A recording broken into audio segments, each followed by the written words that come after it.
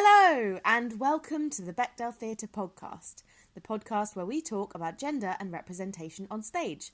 I'm Beth and I'm one of your hosts.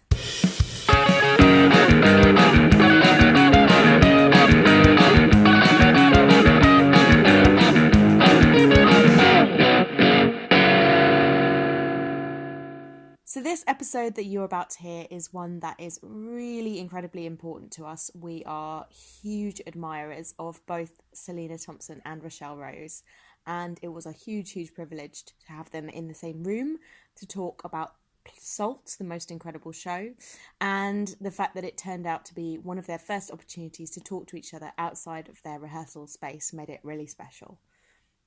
If you haven't seen Salt yet, its run at the Royal Court is in fact sold out, predictably, but I really recommend trying to get a return ticket if you can. Obviously, we're really hopeful that it will continue to have a life after its London run, so hopefully there will be more opportunities to see it. And don't forget to stick around at the end of this episode. Pippa is doing our outro this time, and she has got some news for you that you won't want to miss out on. But for now, over to Selina and Rochelle.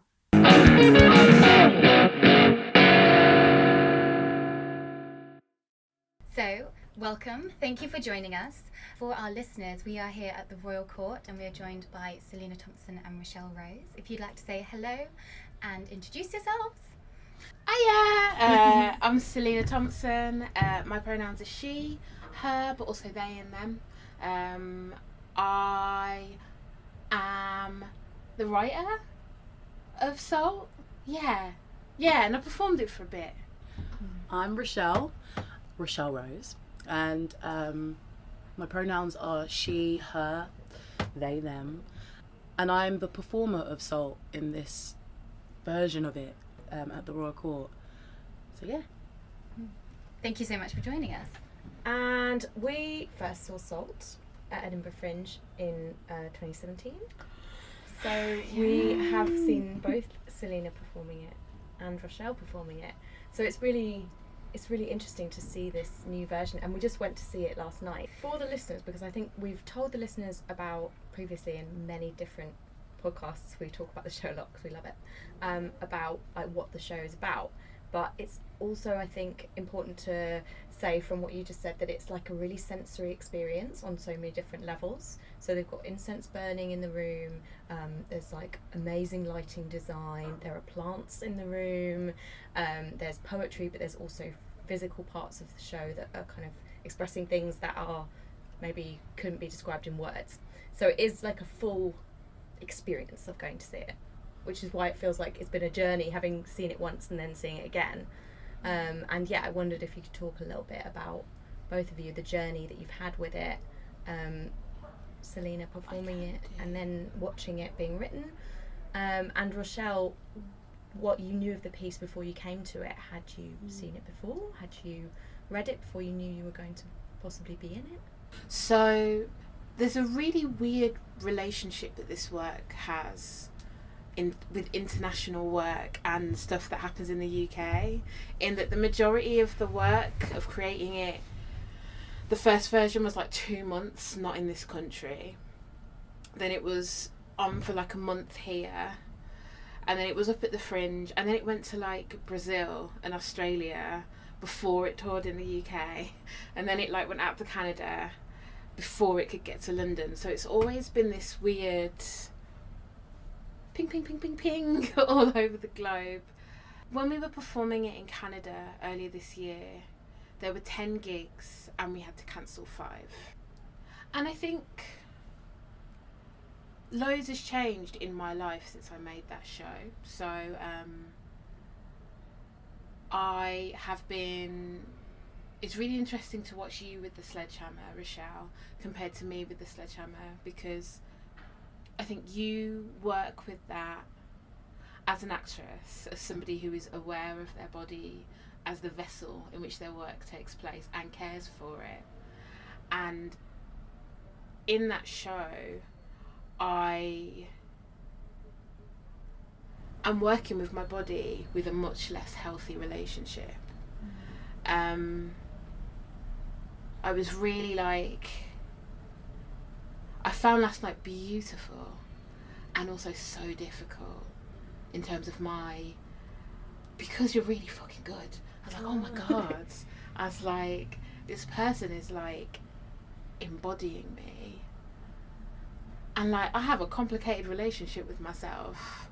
So it's difficult to like be in that space with yourself. And it's interesting to watch the biggest difference, I think, between the two of us, which happens in that sledgehammer bit, which for me is this kind of, I think when I do it, is this like not entirely healthy purging.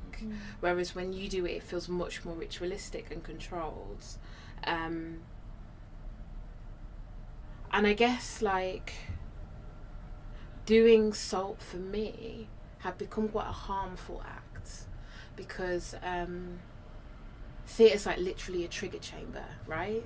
Like everything, the lights, the sound, let's take you back there. I don't want to go back there. I'm going to therapy, so I don't have to go back there. So I'd have therapy as care around the project, and we'd get so far. Then I'd go on tour, and I would spend like an hour reliving this thing again in the most visceral, embodied way. And all the progress I'd made would fall apart. And in Canada, it was like incredibly stressful for everybody. Stressful for the venue, because they didn't know if the show was going to go up or not. Stressful for my team. Stressful for me. And also super unfair on audiences. Will the show happen? Won't it happen? So I was kind of like, yeah, I can't do this show anymore. We work really hard as a company on well-being, and I think we get better every year. But I was kind of like, there is no well-being I can put in place for me to do this show safely, because the relationship I have with it is not the relationship anybody else has with it. But I also know that the show is like bigger than me, and it always has been. Like when I went to Edinburgh, I went up there like dead scrappy. I was like, everyone's going to hate it. I don't care, because they're all racist anyway. I'm going to talk my shit. And then that wasn't what happened. I was like, oh shit. That's not what's happened at all. There is something that happens with people in that show that I wanted to continue. It feels like the work. It feels like something I can do that is tangible and engaged and struggle. But I can't do it because it's killing me. And we had a gig at the Court, which we fought for. So, and I was kind of like, I want someone to perform this who is going to love it and have a great time. So we auditioned for it.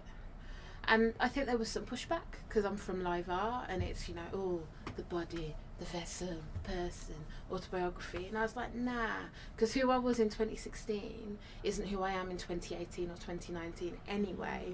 So I've always been performing a version of myself.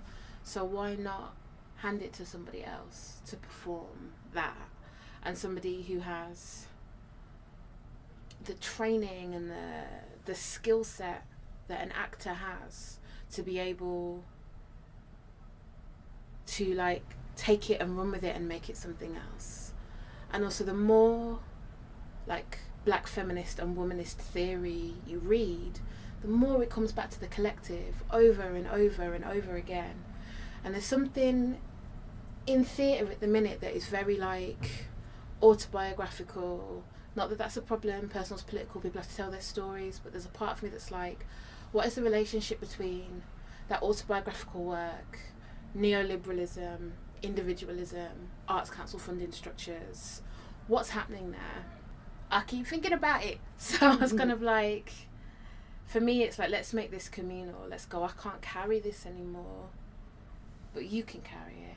And Dawn is there to like help with that exchange, and so is Louise, and so is a sort of tribe of women that surround this show, because it's all-female team, the majority of whom are women of colour. So, yeah, I talked for ages. Sorry. No, it's beautiful. I love it, because these are things that also that I've not really heard. So it's actually really, really lovely to hear those things and get a different perspective. I was thinking this morning, this will be the longest conversation you and I have ever had. Yes. No, honestly, yeah. It's mad, really. It is. It really Yeah. is. It's something. I mean, I can notice even from, you know, you saying the care that you have had to take for yourself with the show, but I can see that translate with the care that you want to take of Rochelle in performing the show as well. It seems like and when we saw the news, we knew Salt was coming, and when we saw that Rochelle was going to be playing the role of the woman, I just felt so overwhelmed by what a fucking great model that an artist is saying, I'm looking after myself and you can do this, like fuck what anyone else says, like I can make this decision, that art can still exist. And I thought it was like a brilliant movie. I need to acknowledge the privilege in that move though. So we were able to do that because we had 10 grand of reserves. We don't have reserves anymore. But like, I just wanted to make sure that I've said that decision, you either need planning or for the show to have been successful enough to generate a war chest for the company. So I want to be transparent about that. And you also need the self-knowledge and self whatever it is that you've gained on the journey of going with the show so far, that it feels like you've got to the point where you've developed this thing that I really admire, is the ability to go to look at yourself and go, what do I need, what would be best for the show, what would be best for me, and sort of weigh them all up rather than just sort of ploughing on in that way that artists sometimes do or feel pressured to do. So it's like it. I remember reading the announcement and just feeling this huge wave of respect, like, wow, what an amazing thing to be able to do, an ability to have that space. I'm really interested in your perspective, Rochelle. Yeah. What did it feel like for you? What was your process of joining the show? So I had never seen the show before, and I was planning to see it at the Royal Court with all of the other London folk that don't leave London.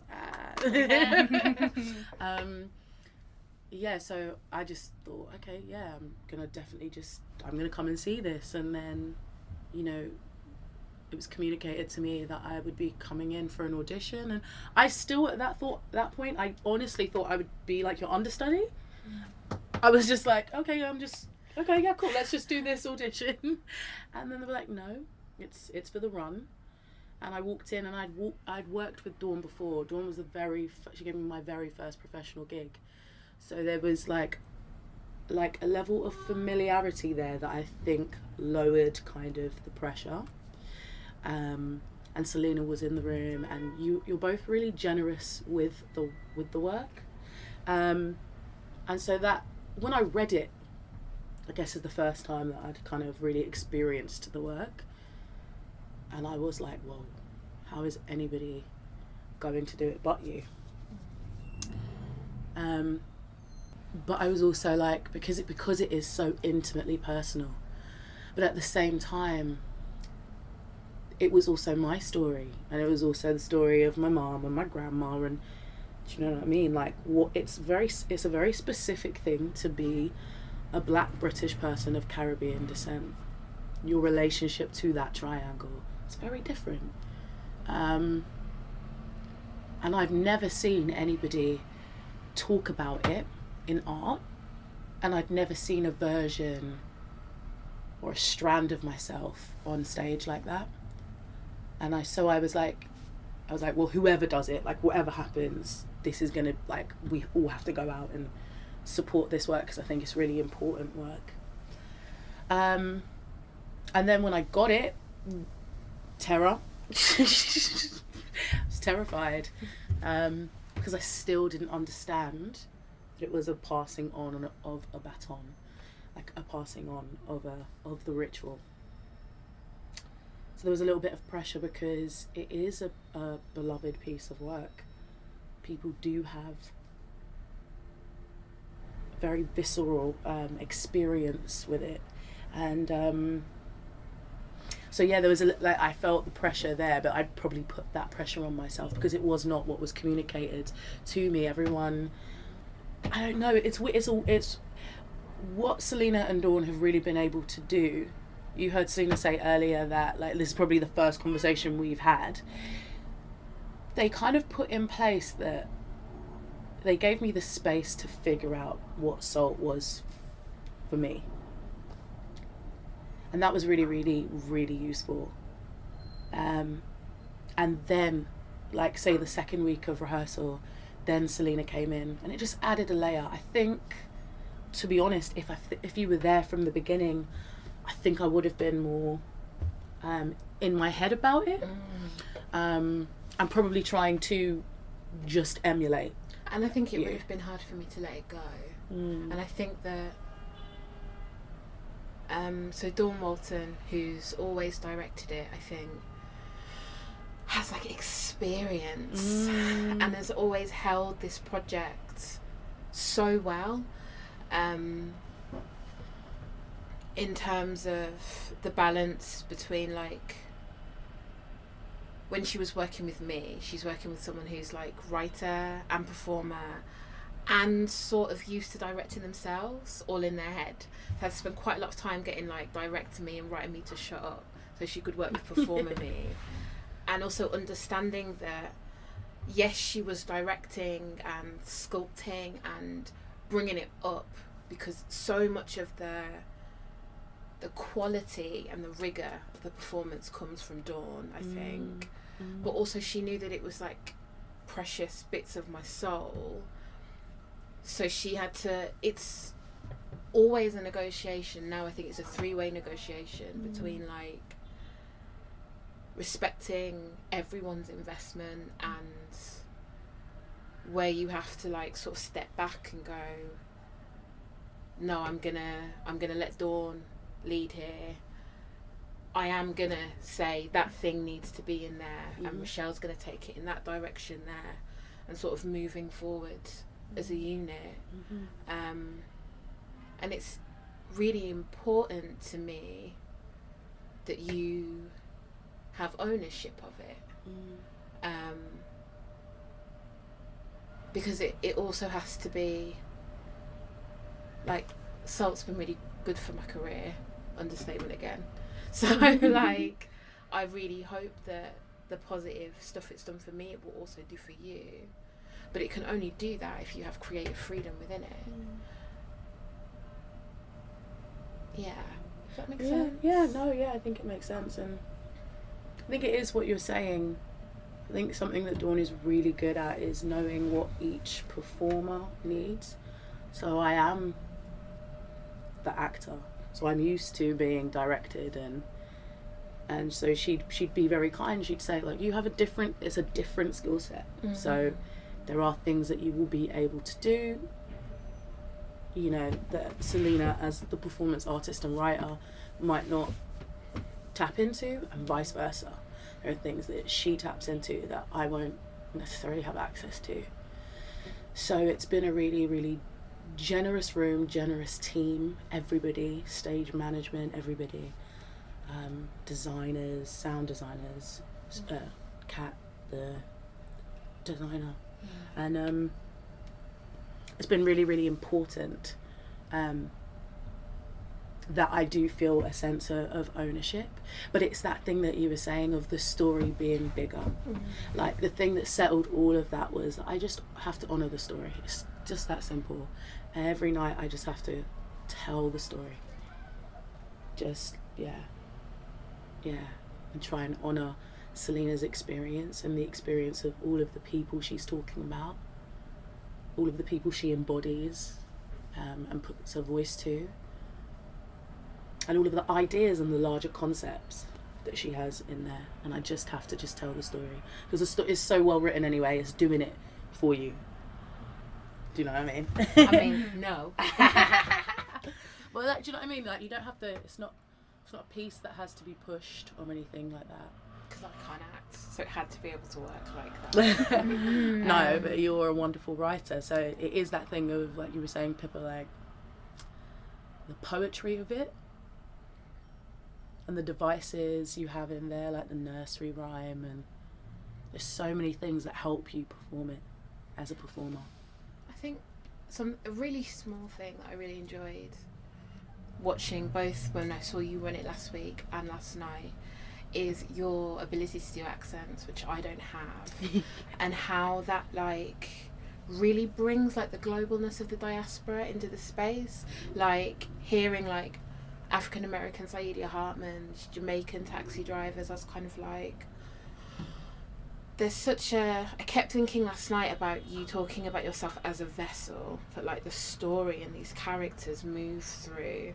And the way the space is in the Royal Court, there's like a big blue velvet drape, which it has this like ghostly, moving by itself kind of energy.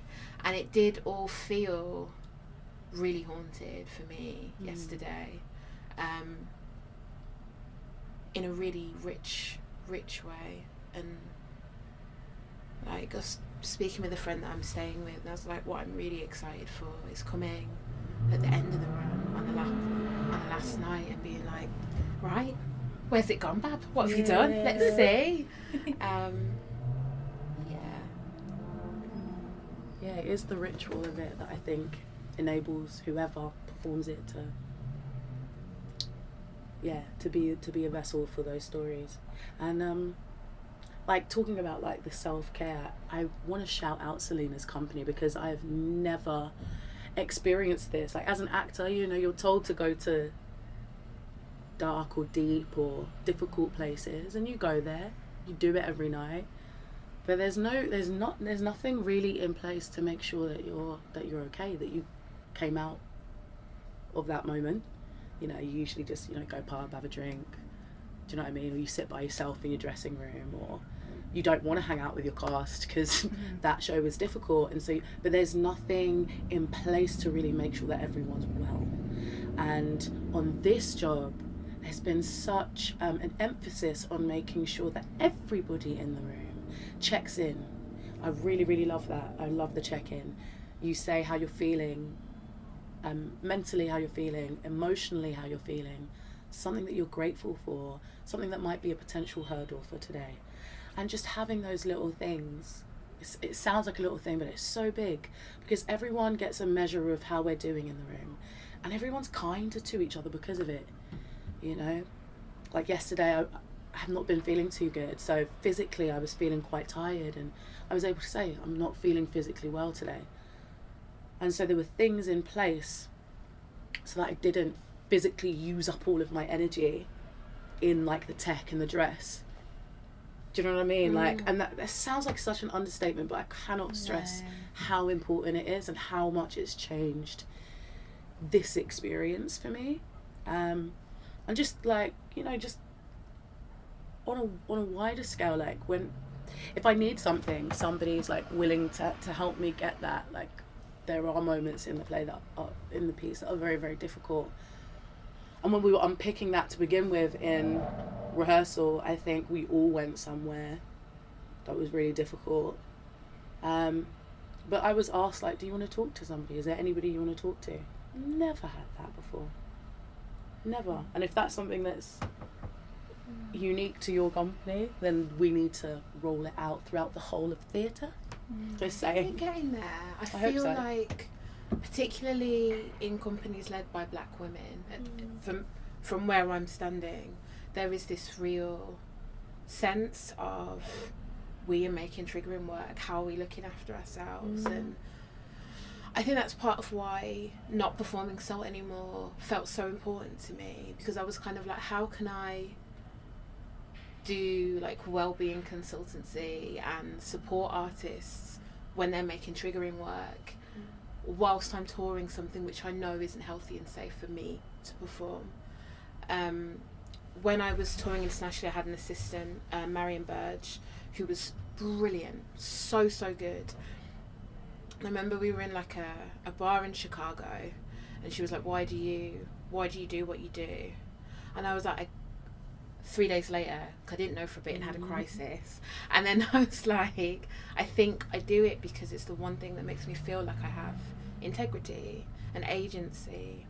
And I think there was a point where, in terms of the stuff I really care about in our industry, which is being able to work with rights as a worker, it didn't feel like there was any integrity in me continuing to do so, and then being like, well, look after yourself, kids, get the Arts Council to pay for your therapy. So like, do that, by the way. If you're making a triggering show, therapy goes in your access budget, it doesn't count against the rest of your match funding. You heard it here first. So yeah, it really matters to me, and also because theatre's not a safe space, unfortunately. I think you can it just isn't. It's a trigger chamber, and if we're making activist work, then it's live, and you do the best you can to take care of your audience, but you have to remember that whatever the audience experiences, the performer experiences as many times as they do it, and that the jobs that surround the artist also tend to be jobs which are emotional labour heavy. Producers, assistants, administrators, general managers. It's a lot, so it has to be there. I really appreciate it. I think that's something, I mean, I wonder if you feel that that's something that maybe you've been able to find coming from the live art world as well, where it is, you know, so autobiographical and is so often about the performer, because Beth and I both do cabaret, and I was talking to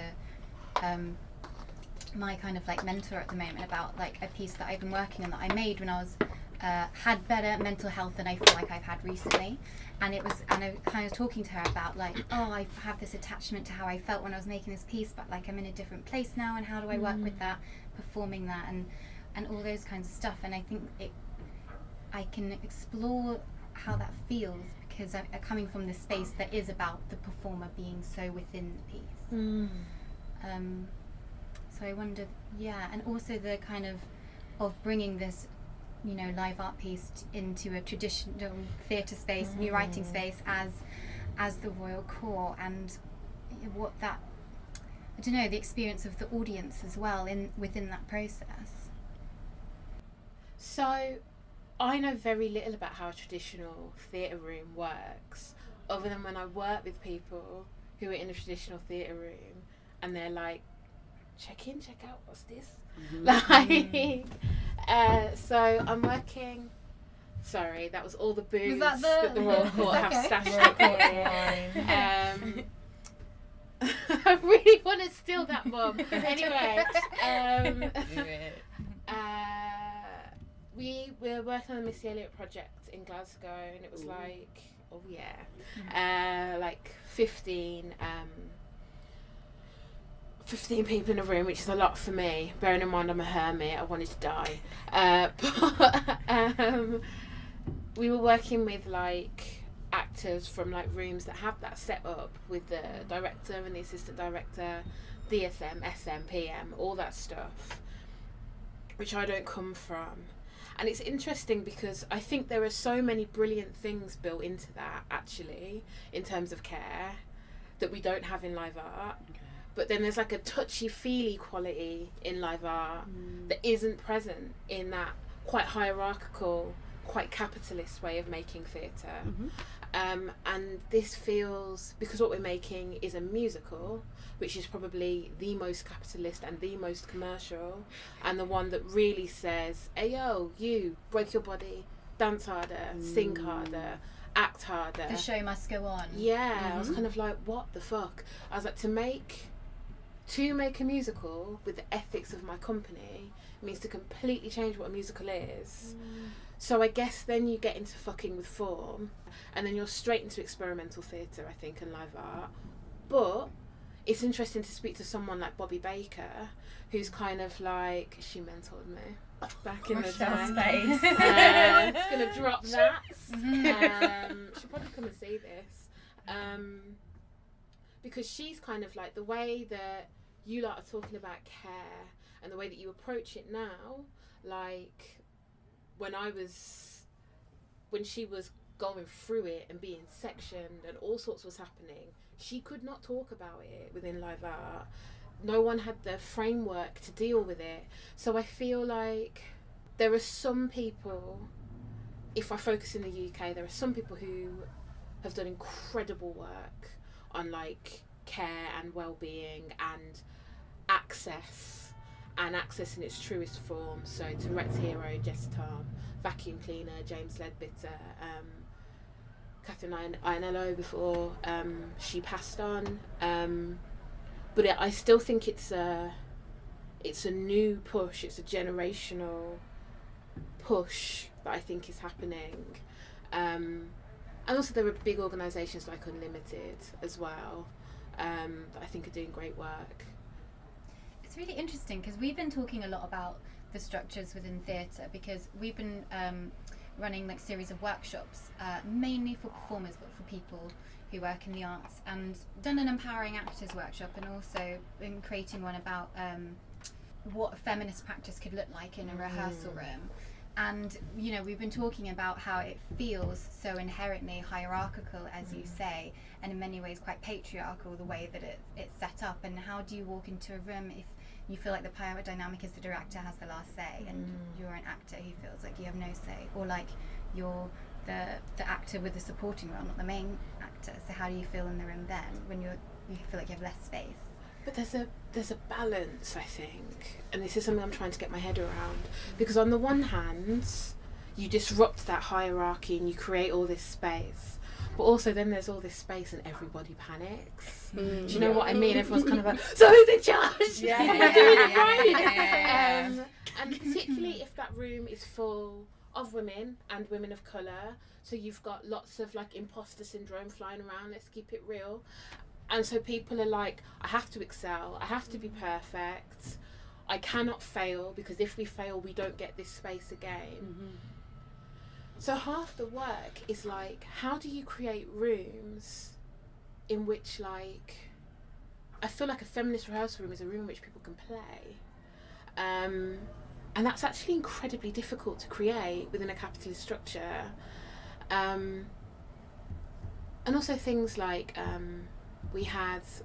worked for the first time with a mum who was still breastfeeding, which meant that we had like a baby that was in the building, which I loved. I never want to rehearse with that baby around ever again. But also there's a question of like, you know, in a month or so I really want to unpack with Adura how that felt for her, and whether the way that we supported her, which was to have a childminder and for her and for the baby to be in the building, was the right way, or if there was another way that would have been better.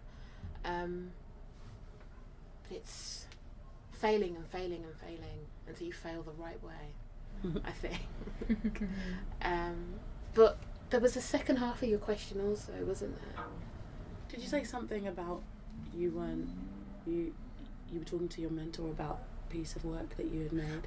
Yeah, you felt you were in a different space. About that journey of just the relationship you can have to your work, and the journey you go on, how the work can feed your relationship to it, and all that mess. It's so interesting, isn't it? Like the first show I ever made was called Chewing the Fat, and it was like my university dissertation piece, and then I made it a bit better so it could be in like professional theatre. But a couple of years ago I was asked if I wanted to take it to China, and it like fell through in the end, but I rewrote the script, and it was this thing where I was like, okay, so I need to honour who I was at 22 when I wrote this, because she really believed that shit, but also like me at 27, I've read a few more books and like this is problematic, this isn't okay, this is actually internalized fat phobia, this is classism. Like, how am I gonna be able to be like, okay, this was that 22-year-old and the things that she thought were valid, but also like, I'm 27, what's she doing? And the bit of the show that people love, and you as an artist growing and wanting to do other things and stretch things and play with it, and it's weird, man. It's weird. Is that going to be another step that might happen with Salt now that the script is published? Is it something that you can see then other people doing productions of it that you would ever not be involved in? Not yet. Not yet. One day, maybe. There are things about the work that feel really important to me. So it's really important to me that it's based in Britain. The design's really important to me. That things like when we did the artist call out, I was like, skin tone matters to me because shadeism is still a thing. I was like, body size matters to me. you know, I'm not saying that the person's got to be like I'm a size 30. I'm not saying the person's got to be that, but I also can't have someone that's a size 8 talking about airport attendants squidging their fat. Like, no. So like, I was kind of like, there are things that have to be stipulated, I think, for it to go forward. But I have an installation piece called Race Cards, which is 1,000 questions about race.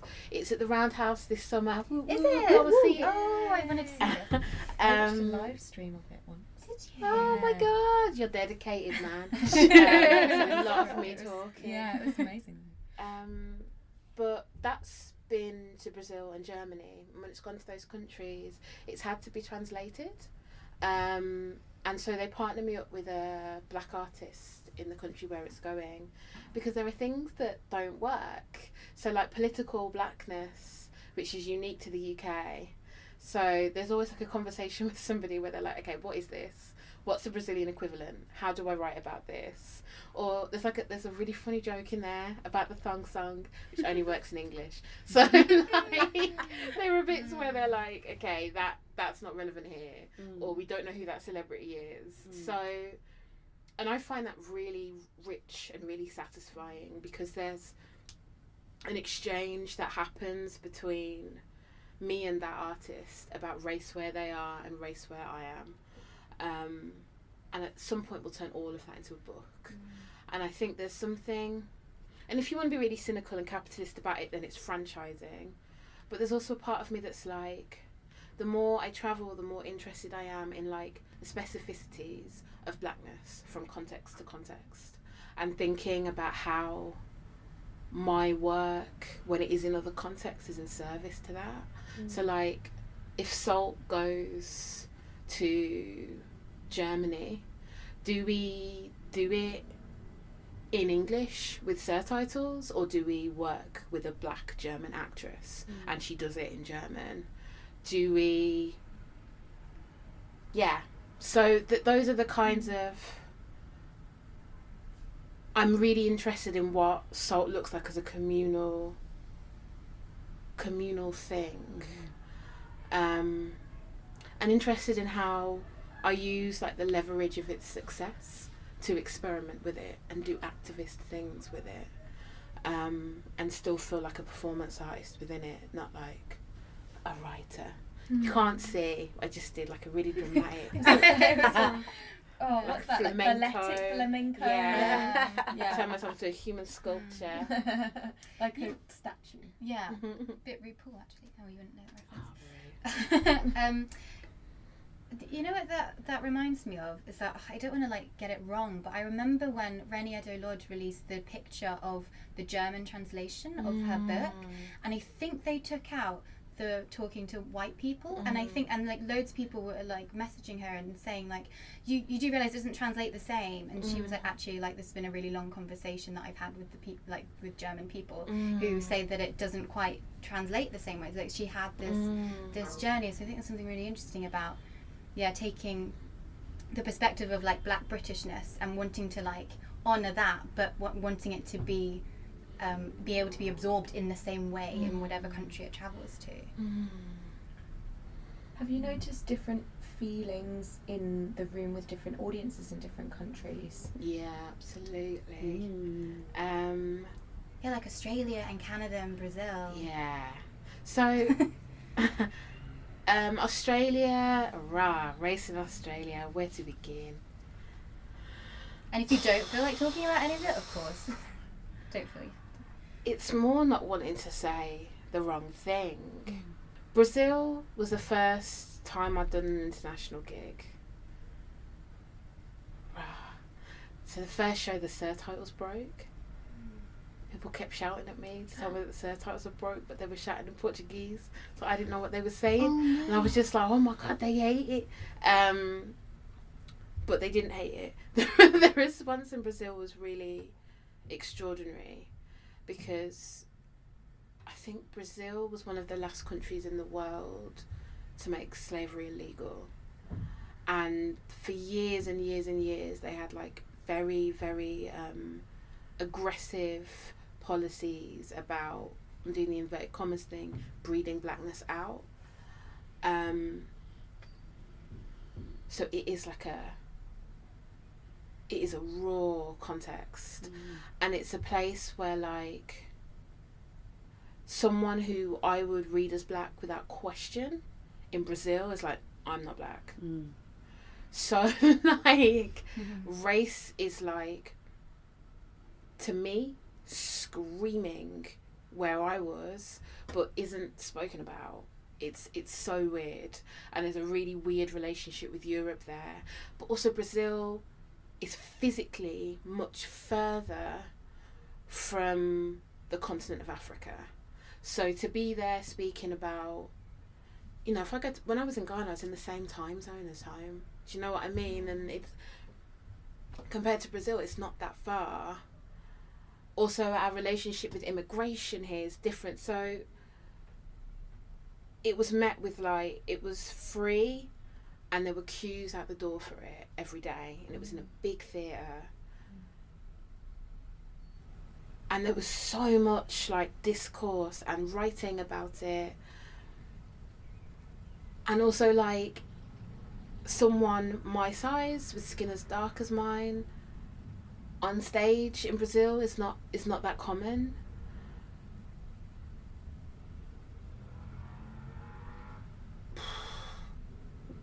It was a lot. It was a lot. It was a lot. It was a lot. Australia. So what was really nice about Australia was I went out there and did a 2-week residency where I met lots of other black artists. So they all came. And there is a particular relationship with First Nations people, indigeneity in Australia. Blackness, again, is defined really differently. So it's almost the opposite of Brazil. Someone that I would look at and be like, that's a white person, identifies as black in an Australian context. which was a lot for me. So like, it was a hard year in international touring. It was beautiful, but it was like every night I'd put the show on and I'd be like, I don't know what, this could all feel terrible to you. Also in somewhere like Australia, where so much of race feels bound up in land, and Salt is a show of the sea, of water, you know what, and it's, you know, it's about the Atlantic, and we were in the Pacific. I was like, is this really irrelevant here? But there is something that is like, even as it's really specific, there is also something about blackness that transcends borders, in ways that are both beautiful and like excruciating. Well, I just wanted to talk a bit about we've kind of touched on it, but the kind of legacy of the show, and especially because a big part of the show is giving out salt to people, and I've kept my piece of salt from 2017 on my windowsill. Yeah. Ever Now since. we have another piece of salt from Rochelle's show to like put them next to each other. It's So for now, I'm going to get to the end of this run, and then We're asking you this Rochelle's right at the nodding. beginning. Like, get to Sorry. the end of the run. That's a very important thing. and then after Rochelle's had a big rest, have a chat, see where we're at, see how it was for you, take it from there. So in terms of like sort of business touring, dunno. In terms of like the legacy and impact of the work itself, sometimes I go around a friend's house and I see salt. And it's really interesting because a bit of salt that my mum and dad had, there's so much damp in their house that it dissolves. Oh God! So, like, People for the salt to dissolve. Your It's parents. alright, they've got me, haven't they? So, it really made me laugh though, just seeing it get smaller every week. And my mum just being like, it's getting smaller. She's like, does this happen to all the salts? And I was like, it's the first I've heard of it. But why do people get that bit of salt at the end? Because if it's a ritual, you can't just chuck the salt in the bin. Like, you know, it's an object and a residue, and I'm a big believer that like artists don't get to see the real life impact of their work.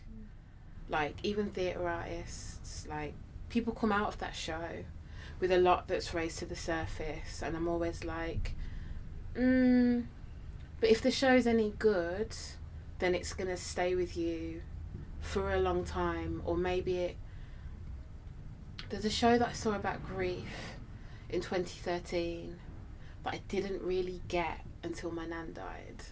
Do you know what I mean? And then I just found that this show was like in my head, and I was like, oh, all right. And that was Ellie Harrison's Grief series.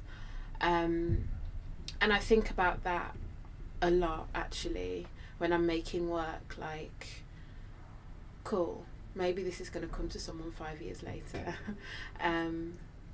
Yeah. And it's race isn't just a lifelong thing, it's a generations long thing.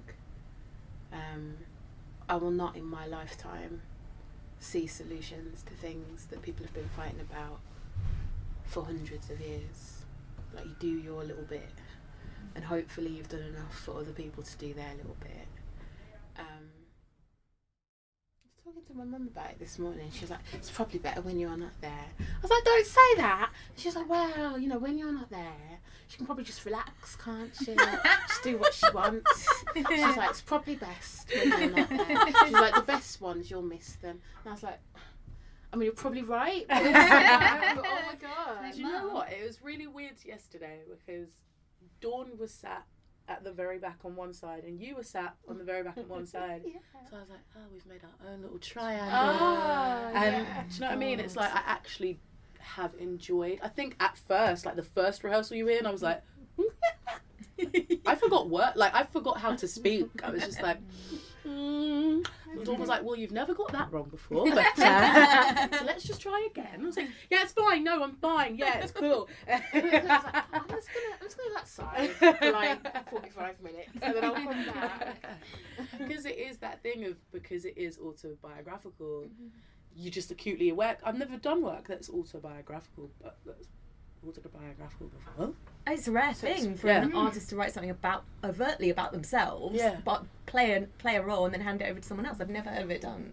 Yeah. Well, I guess because Ursula Martinez used to have, I can't remember what it was, but she had a piece and people were asking her to tour it all the time, and she's like, I can't be asked, man. So she'd just teach people how to do it, so they could go out and do it for her, right? I think I've heard of that. A show or an act? Yeah. It's an act. It was an act. It's a cabaret act. Yeah, because I think Ruby was like, she franchised it. I think it's the red handkerchief where she pulls the red handkerchief out of bits of her body. Yeah, I think it might have been that one. And she, like, you know, like you would with a script, you apply to her, can I have the rights to do the handkerchief act? And she says, yes, you pay me this much money and you can do the act. So, yes. Yeah, I really like the idea you said of passing the baton. Shout out to the Mountain Top, Couture Hall, Roy Alexander Wise. Yeah, there's a really, I'm quite lucky in the work that I get to do, actually. Really important themes, ideas, different explorations of blackness, which is really important to me. And that work was very much about, had this really big theme of the baton passes on. But I just hope you get to do, like, this is always my go-to, but like an adaptation of Wind in the Willows at some point, mate. Do you know what I mean? Just something that's just a bit more chill. Yeah, I mean, I do lots of pantos, so I've done a fair few pantos. So What's been your favourite one? My favourite panto. Pantos are strange places. Yeah, they are. Very weird. I went to one, and that's a no. Yeah, that's a no. Because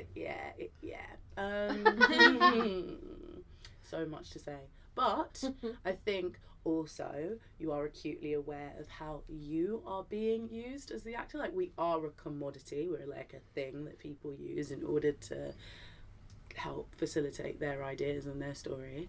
So I guess, like, I've played a plus size black Cinderella, a black Jack and the Beanstalk, Jack and the Beanstalk. So my body is being used because of what it is in those contexts. But it's really fun to just like dance around and sing for a bit, and yeah, that's why cool. not? I want to see more where you sing, because I've heard Rochelle's voice and she is a hell of a singer, man. Yeah, that's the next thing. Whatever you do after the start, I want to hear you sing. But also you did The Ridiculous Darkness. We should shout out to that, because like that show was amazing. One at the gate. I'm so sad I it was missed amazing. And you were like playing all loads of characters, beard on, like it was amazing, and it looked like it was fun. Yeah, well, that's the thing. Like, that was a really great group of performers. We had Travis Alabanza, Shannon Hayes, and Serafina Bay, and yeah, I think that what Anthony Simpson Pike, the director, did with that piece was so ambitious. Like, it's a radio play, and then he's got, like, again, it's one of those kinds of pieces with loads of layers. Like, it's talking about everything. And yeah, I don't know. It takes me a while to process things that I've done, so I can't really, like. It was fun, but at the same time, it does feel like an important piece as well. Yeah, absolutely. So there's always this kind of thing of you have a responsibility to tell this story, Yeah. even if you are being silly, having fun, being ridiculous. Yeah, for sure. You're always representing, like, and when you're in a work like The Ridiculous Darkness that's talking about, you know, lots of kind of heavy issues and doing it in a really unusual way, that's a lot of work. Yeah, definitely. Yeah. Yeah. So, well done. Thank you. I think we should do feminist faves real quick. I think we 'cause should. We're going to get checked out of this little room and these guys have work to do. Do you want to go first, Beth? You know what yours is. My feminist fave is Pose, the TV series. It's currently on iPlayer. I'm hoping they don't take it off before I finish.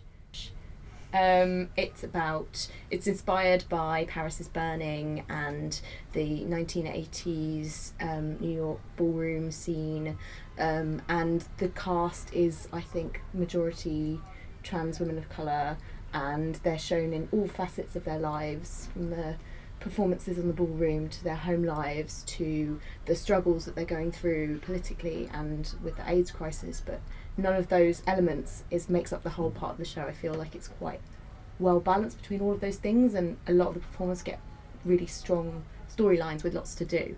So I just love it. It's beautiful. Mine would always be Rebecca Sugar, the creator of Steven Universe. Do any of you watch that? No, I didn't know that. Okay, so everybody's homework is to watch Steven Universe. Okay. Stick with it, because to begin with it's very cute and not profound, and by the end it is like heartbreaking. But it had like the first queer wedding in children's animation. It has gender non-binary characters. The central character is a boy being raised by three. I guess they're women, but really they're aliens. They're like gems made out of light with mass. Estelle, remember Estelle? 1980. Yeah. She's one of the voices. But it's phenomenal. It's so good.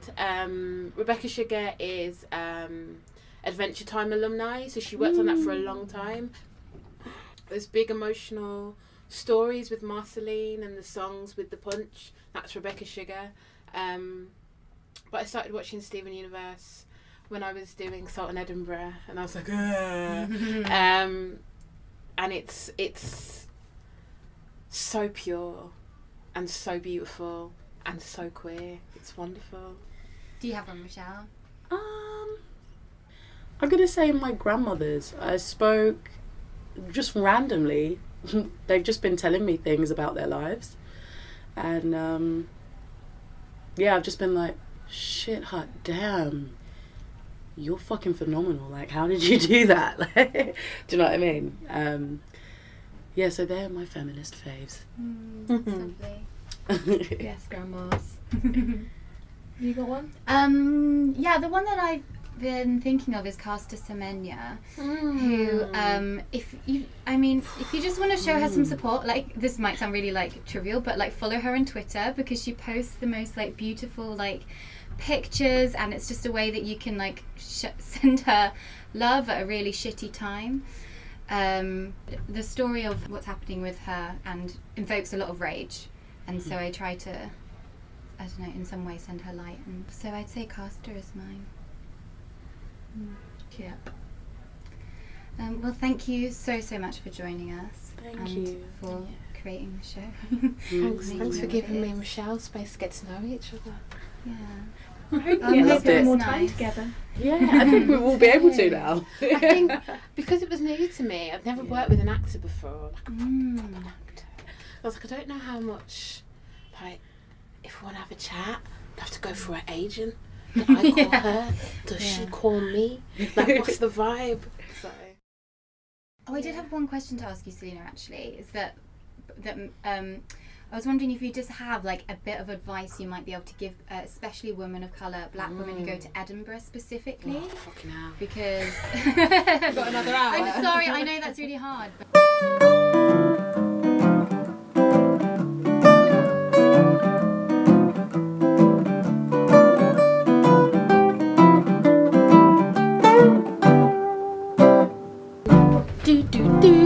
Selina's Edinburgh tips. So, preparation is key.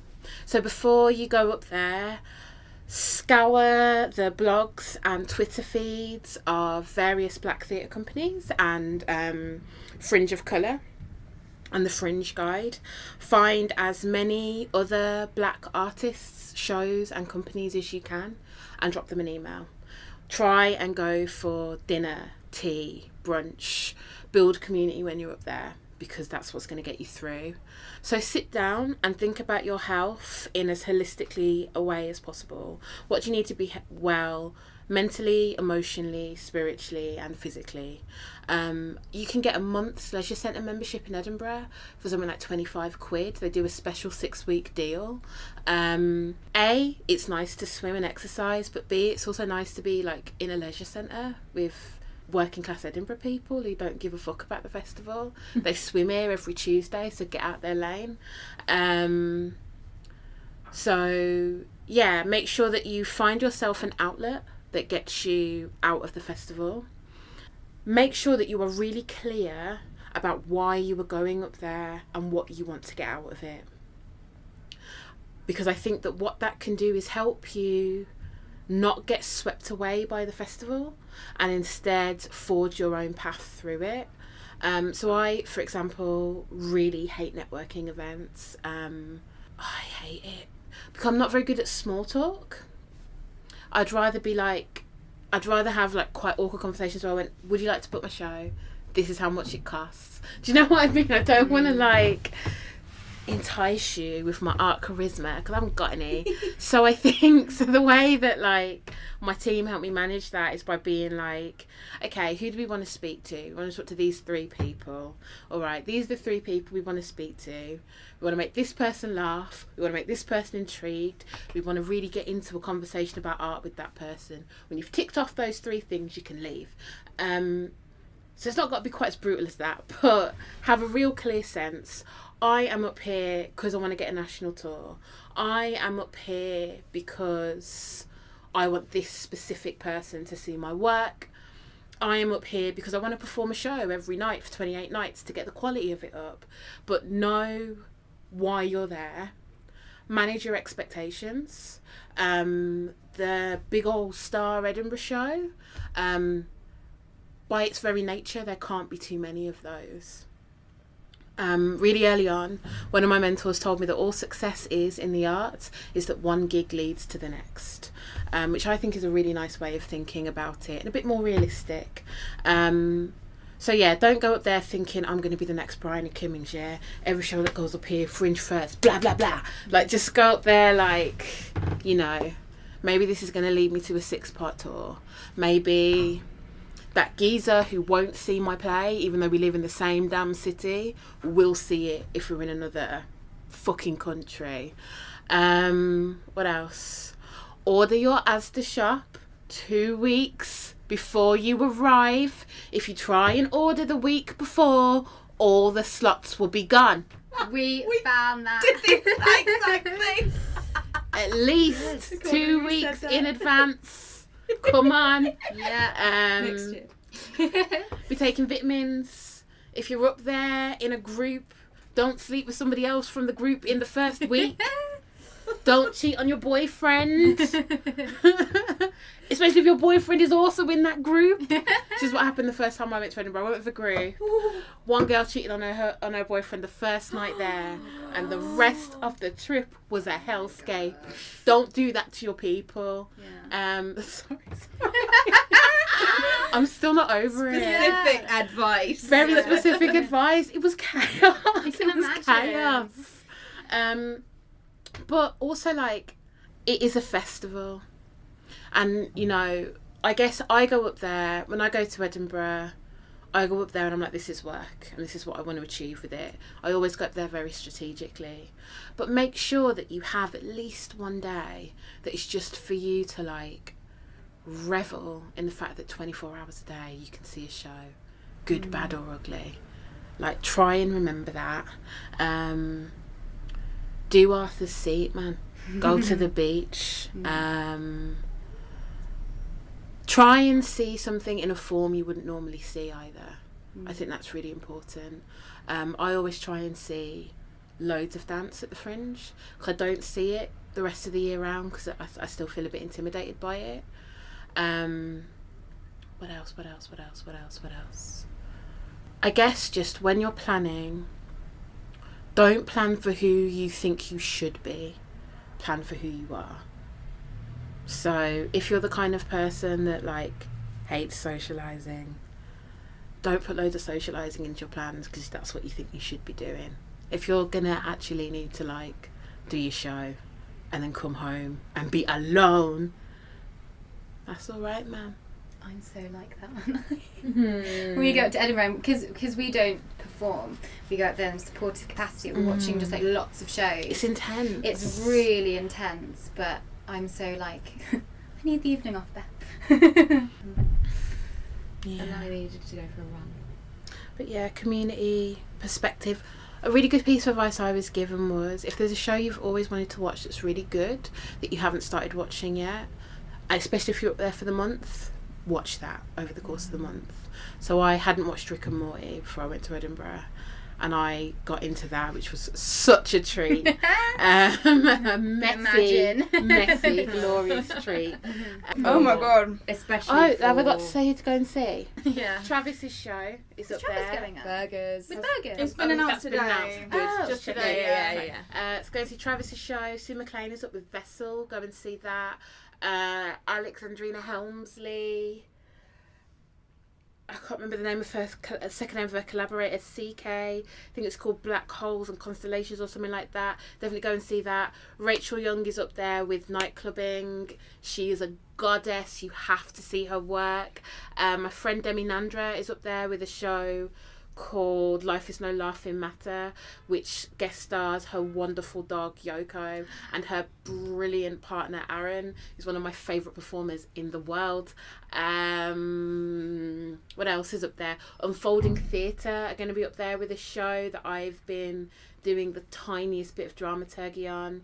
Tim Etchells has got, like, something up there that I'm gently intrigued by. That's everyone I can remember. Sorry if I forgot, That's a great list. That's such a, like, oh, you know, only if you want to, and then this amazing list just comes out of you. Oh my god. Yes. Well, thank you so much for joining us, Selina. Thanks for coming to the court, Bab. Oh, cool.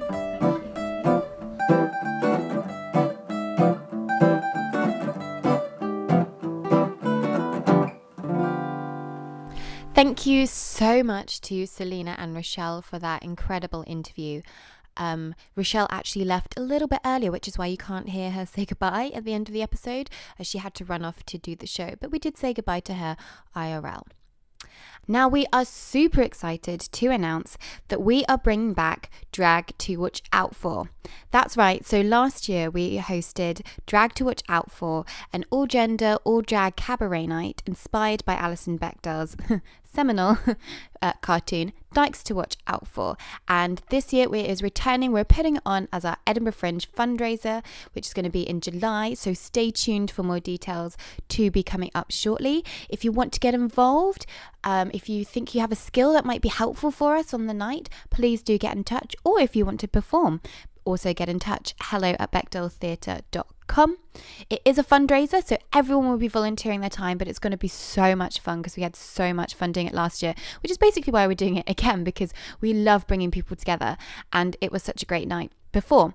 So stay tuned, listen to our social media for updates of where and when that will be, because we have some exciting things in the works. And also, speaking of Edinburgh, we will be heading up this year. We're going to be stickering, we're going to be podcasting, we're going to be up there in a supportive capacity. So if you have a show that you know passes the Bechdel test, do get in touch with us, because we are compiling our spreadsheet as we talk, and please do let us know so that we can come see your show. Speaking of Edinburgh Fringe, if you want to support Bechdel Theatre in helping us get to the Fringe, what we could actually really do with right now is a room, because our room has slightly fallen through and we're looking for a double room to share for the month. You know what it's like in Edinburgh. So if you hear of any spare rooms going, please let us know. We are super aware that this year it's really expensive. I don't know how everyone's doing it. Again, if you have any leads on someone who would like to support Bechdel Theatre, then please do get in touch. Speaking of events, we are also hosting one of our post-show audience discussions at the Pleasance Theatre on Saturday the 8th of June, celebrating the show Kill Climate Deniers, which is all about climate change and Australian politics, starring some amazing comedians such as Felicity Ward and Beck Hill and Kelly Pataniti, Hannah Ellis-Ryan, and also includes incredible design by Prince Lydia and movement direction by Ruby Jones. So this is an incredible powerhouse of a company, and we can't wait to celebrate it. So come see the show with us on the 8th of June. You can get a discount with the code Bechdel12, and stick around afterwards because we'll be having a chat in the bar. So that's us for this month, and we will see you next time. Bye.